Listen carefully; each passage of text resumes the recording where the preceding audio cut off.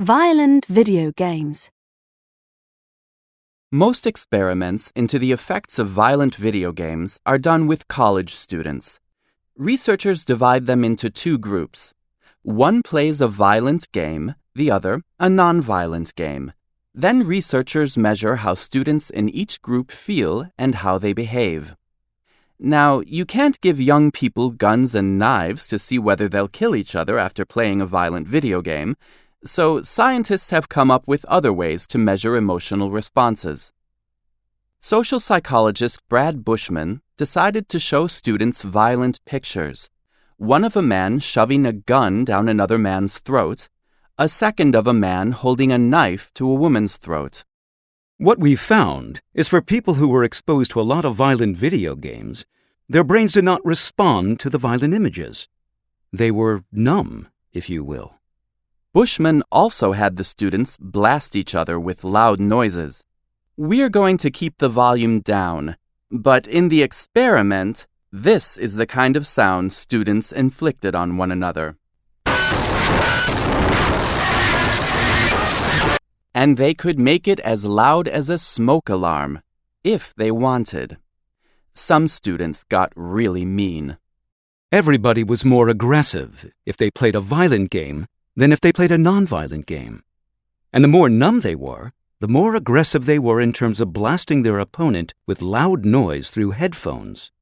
That sounds airtight. Bushman believes that violent video games desensitize young people. Compared to people in the real world who are gentle and compassionate, students playing these games are mean and hurtful. And then there's Chris Ferguson, a psychologist at the Texas A&M International University. He's conducted similar experiments and also sees the same behavior changes among students, but he interprets them entirely differently. Ferguson says, compared to people in the real world who shoot and stab one another, the changes in behavior he's seeing among students are transient and trivial. Ferguson says it's easy to think senseless video game violence can lead to senseless violence in the real world, but that's mixing up two separate things. Many of the games do have morally objectionable material, and I think that is where a lot of the debate on this issue went off the rails. We kind of mistook our moral concerns about some of these video games, which are very valid. I find many of the games to be morally objectionable, and then assume that what is morally objectionable is harmful. In other words, define harm as getting in trouble with the police, and violent video games aren't a risk. But if you're worried about lesser kinds of harm, they can be a risk. Here's Brad Bushman again. Playing violent video games probably will not turn your child into a psychopathic killer.